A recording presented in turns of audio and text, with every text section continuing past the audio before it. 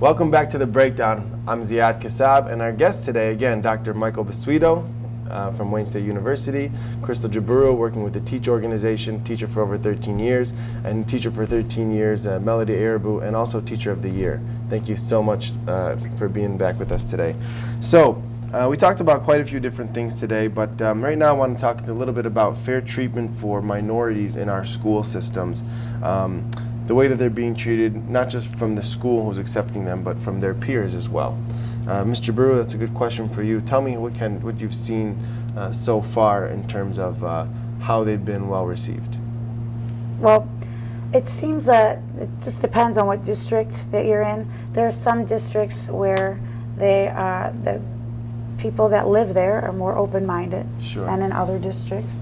Depends too on the income level and the just the racial and religious even makeup of the community.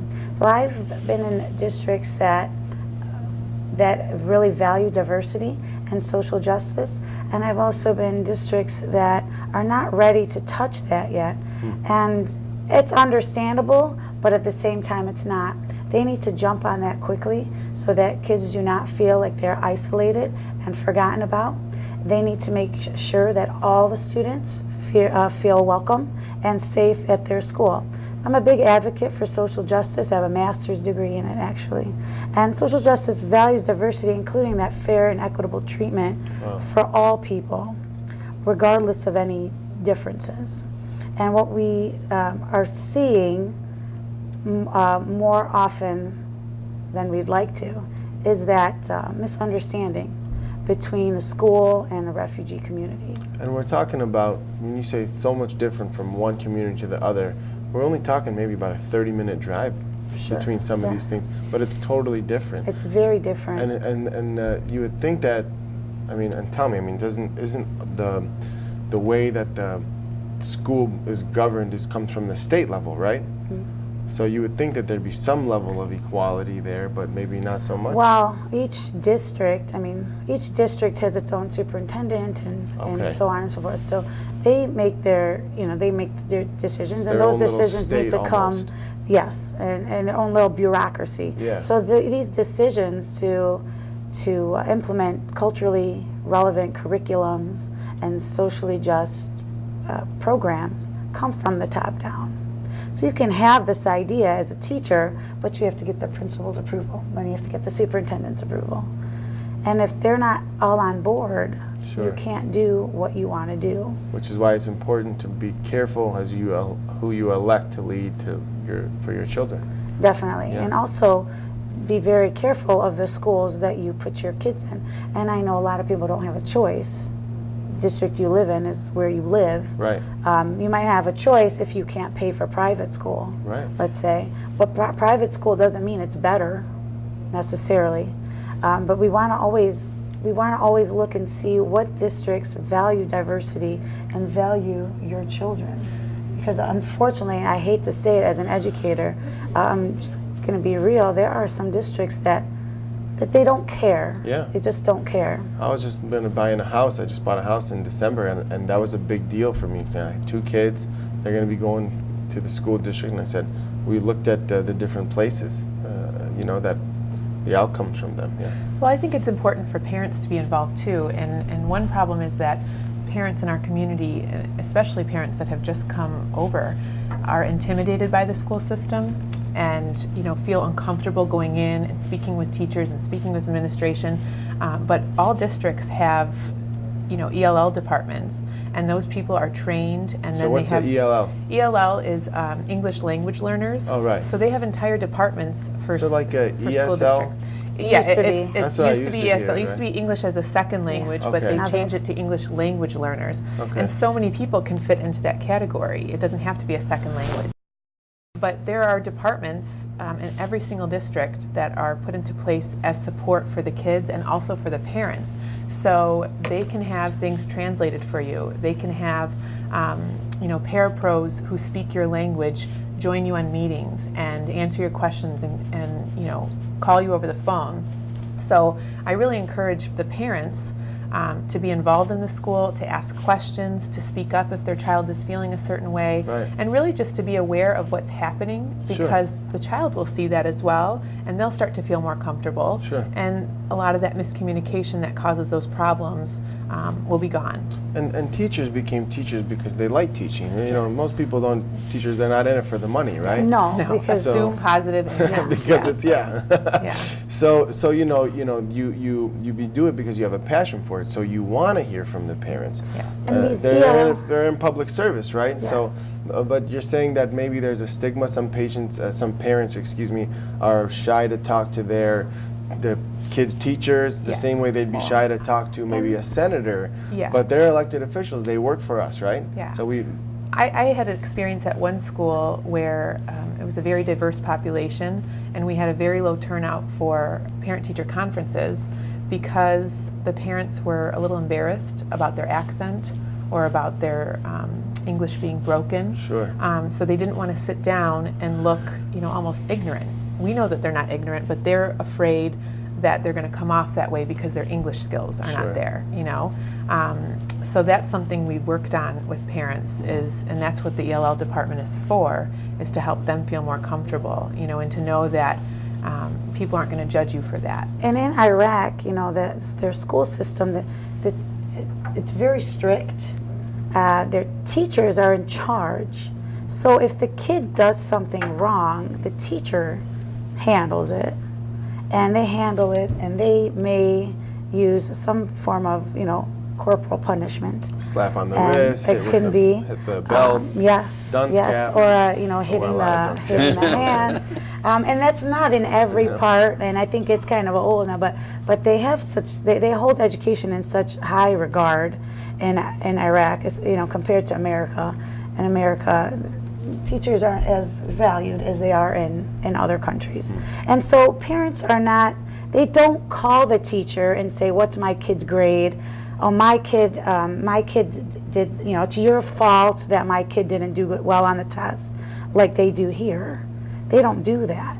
So they find it disrespectful to call the school or call the teacher and ask questions. So they might look like to the teachers or to the staff, to the principals, that they don't care. Oh, those people don't care.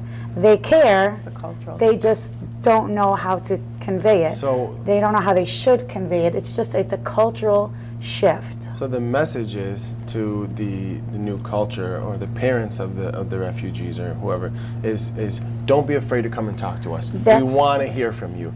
Don't worry about anything. Just come and sit and talk, and let's make it happen. In our advocacy group for Teach, that's one of the items on our agendas, to make sure that we reach out to these new refugee families, tell them what school is like in the U.S., and we're reaching out to school districts too and asking them, what do you need as far as support? Because we have it for you. We can train your teachers. It's not a problem. We're not going to charge you. We're going to come and do what we need to do. It's not going to cost you anything. Because we know a lot of times that's what stifles them from getting help, because they're going to need to pay for it. Yeah. And so don't be afraid. Come and ask, and we'll find you help. Yes. And the Teach Group is really one of the first organizations that have brought Chaldean teachers together, and there are so many Chaldean educators and administrators now, and it's nice to have a group that is connecting everyone together, and the members span all across Metro Detroit. So when we do have this influx of refugees, we have people in every area that will be able to reach out.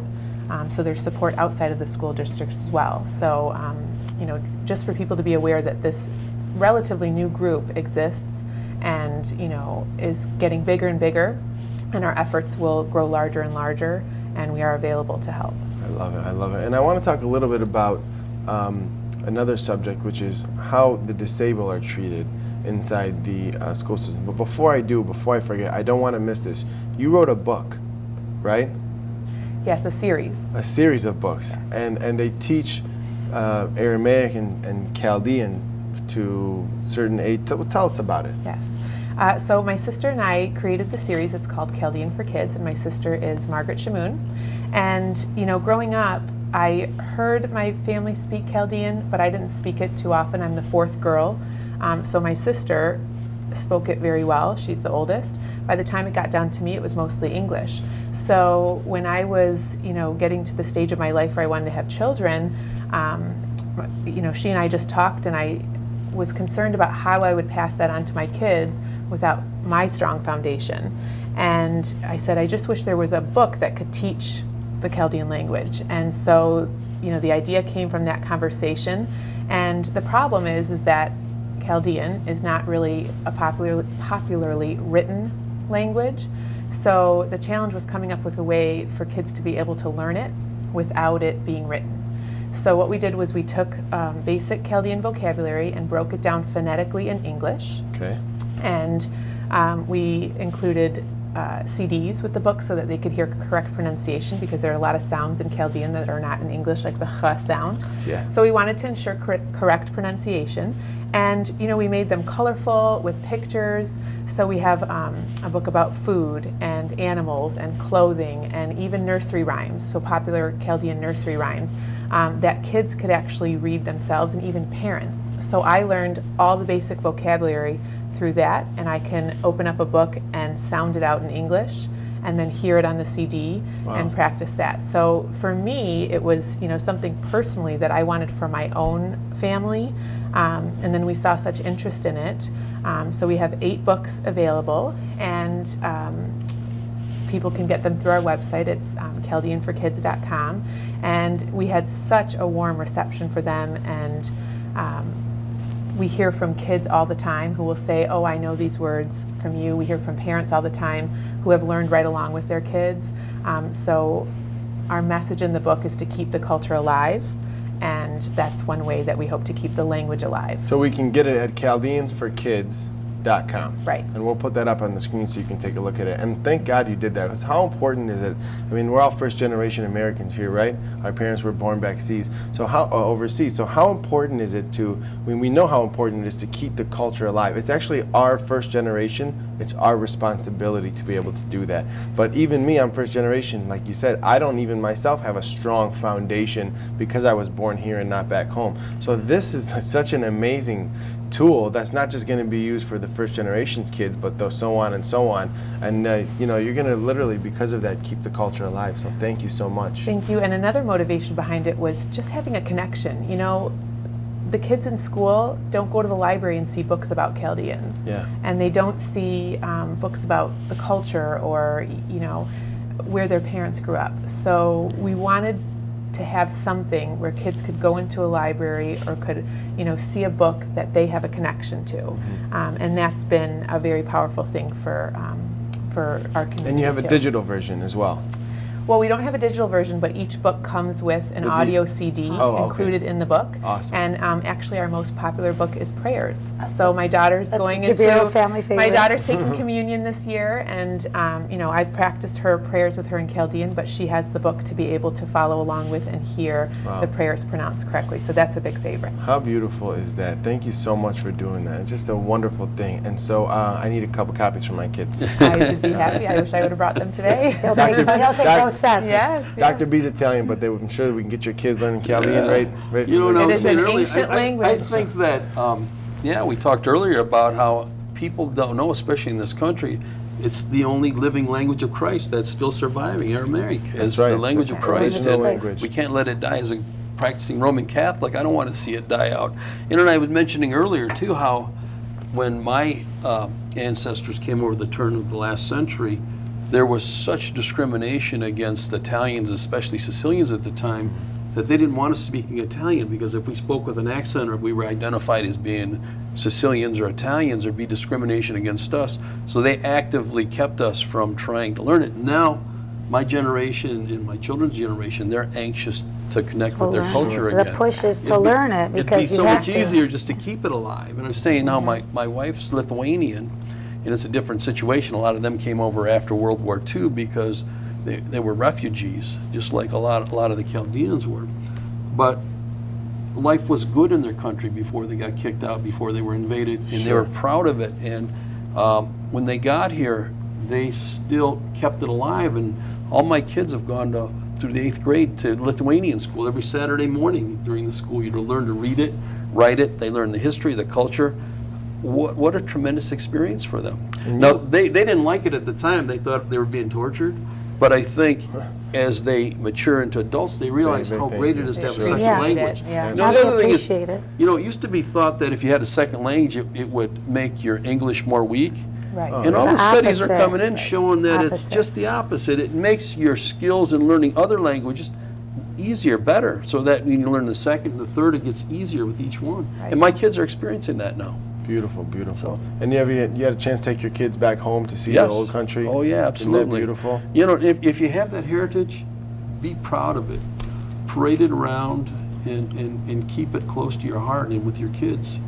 So I'm hopeful there'll come a time where our community will be able to go back home and really explore where our parents grew up. I think that, it's probably a good 5-10 years away, but I hope that we'll get there to be able to have that opportunity as well. So Doc, you're a doctor as well, so you deal with all kind of stuff, and a little bit about Operation Kindness. You do a lot of work in Mexico, and you provide surgeries for children who are born with deformities. Is that correct? that's correct, yeah. So, on the subject for disabled, we want to talk about fair treatment for the disabled in schools. And I think there's a lot to talk about when it comes to this subject, but one way is talking about how if you have some sort of a deformity or disability, how you're looked at and how your work in making that disappear maybe helps them succeed. But in the same token, for those who are paralyzed from the neck down and there isn't a surgery that can make that go away, if you will, how do we make sure that they get fair treatment for those things? So before I ask you a question, I want to tell you guys a little story and the audience as well here. I have a friend of mine, I have a nonprofit. We work with a lot of spinal cord injury patients. So I have a young girl, she's 11 years old. She's a good friend of mine. She's like my little sister, this girl. And she has a physical disability. She's paralyzed from the neck down. She's dependent on a vent. She's got nursing around the clock. But she has no mental injury at all whatsoever. And so the long story short was the school had taken and put her in a class with students who are mentally challenged. And it's wonderful that they have a program for students who are mentally challenged. However, they actually held her back from learning because she didn't have a mental disability. And so they put her in this class, and between back and forth, all these meetings to try to get her to the help she could, getting student attorneys involved and counselors and the principal and director of nursing all come into the meeting to try to make it happen for her. Despite all the effort, we weren't able to get her what she needs, to the point where she actually dropped out of school and is being homeschooled now. So she may be she's learning more, but she's missing that interaction of the school dances and spending time with the other kids and the field trips and the yearbooks and all the stuff that comes with that. And so it's just really put us in it was very frustrating me to see that. And they called me and they had no idea where to turn, and to tell you the truth, at first neither did I, because it's not something that you deal with every day. Although I've had a handful of cases who are severely disabled over the years run into the same issue over and over and over. And we know there's an issue with a budget in the school, and it costs money to provide those resources. So I don't know if I have a specific answer, and I'm hoping you guys will, because this is what you guys do very, very well. But question to all you guys, and we can work our way around the room, whoever wants to take it first, be my guest. But if you're disabled and you're in school and you don't feel you're getting the support you need, where is the first place to go where you'll get the most fast-track resolution? Who wants to take it? Raise your hand. This is a classroom now. I'll Melody? speak to that. Okay. I think one thing that's really important is for the families to know their rights, and Right. that's really hard because there's so many legalities involved that might be difficult for somebody to understand. So if that's something that's challenging, there are advocacy groups that will represent families without legal representation, but they'll help them understand their rights. They can even attend meetings with you so that you'll know what you feel is in the best interest of your child and what your rights are in asking for that of the school district. So, in every state, every child is able to get an education that they deserve. So if she was put in a cognitively impaired classroom without being cognitively impaired, she is essentially being misdiagnosed. And it's, you know, unfortunate to hear that there was a breakdown there and that couldn't be resolved, because I know firsthand from working with the Michigan Department of Education that in their special education department, they feel that if a child can succeed in a gen ed classroom, a general education classroom, then it's the school district's obligation to provide them the support that they need. So where that becomes complicated is with funds. So everything comes down to financial need, and of course that does create cost for school districts. But if you know your rights and you have the right people involved that can help you and follow through on those rights, there really isn't a way around it. I mean, that's what a school district needs to do. And you know, they do get extra funding for special education programs and for, you know, support staff for those children that need it. So again, it's sad to hear that there wasn't a resolution, and I don't think it would need to end there for that child, because I do think that it can be taken to the next step. We may need to do it. I was so upset because I don't think it was a misdiagnosis. I think it's mistreatment. It was I don't think it's misdiagnosis. They knew what was wrong. We had meeting after meeting saying this is the issue, but the school system there just kind of had a place where they put these types of kids, as they said, and it was just really like unfair. Instead of giving her, they gave her a nurse, but they didn't give her, you know, they gave her a nurse is going to take care of her clinically, but they didn't give her someone to help aid her to learn. Right? And if you can't use your hands and you can't write, right, and you breathe with a vent, you have a hard time talking as it is, you need that parapro, right? You need that person. Disappointing to hear that the school district neglected to fulfill their obligation to help that child. Almost they went out of their way. It would have been easier to give her what she wanted. You know, these are, I don't know, it didn't make any sense. She's 11 years old. So upset. 11 years old. And so these are her formative years. These middle school years are her formative years. Yeah. And if she's not, you know, most beautiful girl you ever seen. We know school is for learning, you know, the academic, but it's definitely, especially middle school, it's social learning is very, very an integral part of the whole middle school education. And she's missing out on that, unfortunately. And that's a shame on that school district for failing to treat that child equitably. We're coming for you. You know who you are, school district. You know, I also want to say on the opposite end of that, I think that a lot of parents, especially in our community, might not know of or take full advantage of the resources that are available for their kids. So if their child has a learning disability, if their child has a physical disability, emotional, cognitive impairments, all of those things should be supported by a school district, and most often are. Unfortunately, in that case it wasn't. But I don't think that parents understand and know to ask for those things or to request those things. So this mom is a firecracker. Oh yeah. She would do anything for her daughter, and she would not let the issue go, and she was right to keep pushing and keep pushing. I agree, and I want our community to know that they have that right too. Yeah, absolutely. Because I think sometimes in the Chaldean and the Middle Eastern communities, sometimes parents who have disabled children almost look at it as a stigma and are in some ways hesitant to ask for help, or even in some ways that I've experienced where they've almost felt ashamed that they have a child who needs some additional physical or mental help, and they don't get them the help that they need. But I've also seen the opposite end of the spectrum where their parents are really proactive and they really fight for their kids and fight for their rights. We should move mountains for our children to be able to get them what they deserve in that same education. You know, I think the key is education. You have to educate the parents.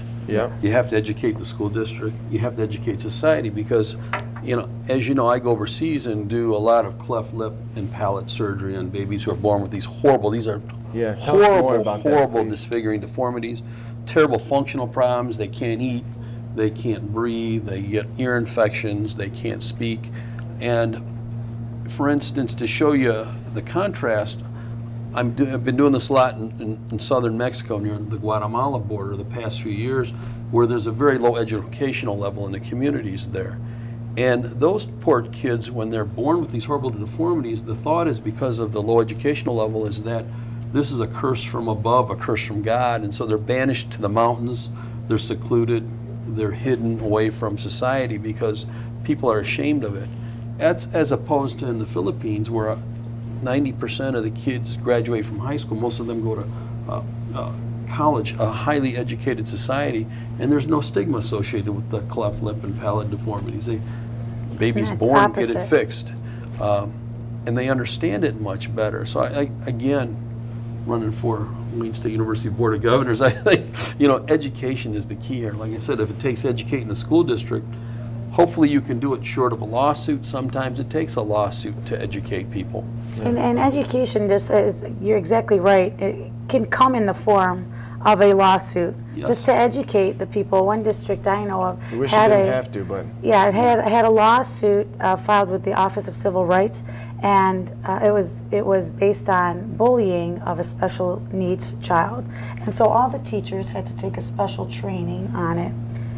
the teachers were bullying the special needs child. No, it wasn't it wasn't the teachers, Sure. but it was students and how the teachers not teachers- being proactive And how to deal about with it. it. Oh, So okay. there was this issue, and teachers had to take had to have a course in it, basically, To learn how to recognize it. to recognize it and to know what to do about it. And unfortunately, that came down because of a lawsuit. But education can come in many ways. Not everybody needs to have a college degree to teach their kids the right way. We have, at the middle school I teach at, all the students got Google Chromebooks, and we have something we call Parent University, and we have the parents come and learn to use the Chromebooks too, so that they could help their Every kids. student Can I gets sign one? up? I want to go. Sure, you can come. That's pretty awesome. And though. it's a really wonderful program. Wow. You know, and if schools will just offer these programs, you know, they just need willing teachers and willing parents. Mm-hmm. There's not, you know, I'm sure you can find willing teachers in every school. Sure. But where do we find those willing parents? Some districts you'll find the parents work more than others, Sure. or they work different kinds of shifts, different kinds of jobs. You'll find that, you know, mostly socioeconomically. Sure. That's the way life is sometimes. But I think that having teachers who are willing to step to the plate, you know, and obviously there's extra after-hours curricular activities. All teachers are willing to go above and beyond for what it takes for their students. The good ones. You know. Yeah, well, we don't work they're 35 awesome. hours or 40-hour work weeks. We work like a slow week for me would be like 60 hours. Wow. Right? You know, I you know, mean, Six at the low yeah, end. I don't even know if you can even I count up don't the know. hours, and Yeah. that's most teachers I Lee know. so. Iacocca said if you paid people based on their worth to society, teachers would be at the top of the pyramid. Oh, yeah. Just think about it. That That's would be exactly just. right. Think about it. Where's That our would be society justified. going? So speaking of the TEACH program, you know, we have a great viewer base here, a great community watching, and they love to support programs like this. Where can people go, and how can they support the new TEACH program that's for the Bishops Initiative? To assist our mission, you can visit www.helpiraq.org, and you can click on the donate button, and you can also read some stories about some of the things that we're doing. We also have several social media pages that you can follow so that you'll be up to date on our efforts. We have an email address, which is chaldeansteach@gmail.com, if you're interested in joining our efforts or if you have questions. We also have a Twitter page, which is @chaldeansteach. We have an Instagram account, which is also @chaldeansteach. And then our Facebook page is Chaldeans_Teach. And we've been putting updates there regularly, including fundraisers, different events, and our current effort, which is the coat drive, in which we're trying to collect 40,000 new coats that we'll be able to ship to Iraq that will help our displaced community members stay warm in the northern Iraq area where they'll be facing a harsh winter for the first time. So new coats for that can be delivered to any of the Chaldean churches. or you can go to helpiraq.org to donate, which will buy even more coats because we can get them at a very reasonable rate, and we're hoping to meet our goal. So please follow us on those social media pages. We have some great events coming up that will be fun for kids for Halloween. Tell us about them. So show's going to air Monday, so yes. Let's hear. So one event that we have coming up is at Airtime, which is a really fun experience, and it's going to be a Halloween party where kids can come dressed up, and they can spend 2 hours, jumping, bouncing, having fun. So tell us about some events that are coming up, how the community can support this. Well, we've had such a wonderful outpouring of support from the Chaldean community and also our friends, from the friends of the Chaldean community. So we're actually having a fundraiser for kids. We want kids to be in the know about this situation. We want them to understand that there are kids just like them who have been displaced in their own country. So we're having a fundraiser at Airtime, Friday, October 24th. You can log on to Airtime's website and you can get you can register. It's $25 a kid and $10 for a non-jumper, which is usually the parent. Sometimes there might be jumpers like me, I guess. But you can do that. Jumper. Have a good time with your kids and raise money, show your support for all those kids who are gearing up to possibly return to school and maybe go back home, the same home that they had to run away from. So let's try to make their lives a little bit more comfortable than they are now. Please join us at Airtime on October 24th. A great panel of educators with us tonight. I want to leave us with this quote, and I wish I could remember who said it because I feel like I'm taking it from them, but someone told me one time that furthering your education is so important, and getting a degree is like a master key. And the better the degree that you get and the farther you go, the more doors it will open for you. So with that, again, thank you so much for being with us tonight. Thank you so much. It's just been a real privilege to have all of you on and hear what you had to say. Thanks for your commitment to our community for education. Continue what you're doing. Keep working on the TEACH program. We appreciate it, and the people back home appreciate it. We wish you very much luck in your race for the Wayne State Board of Governors. Thank you. Dr. Michael Basuido, Crystal Jabiru, and Melody Arabu, thank you all so much for being with us. That's a wrap for our show. We'll see you all next week. Have a great night.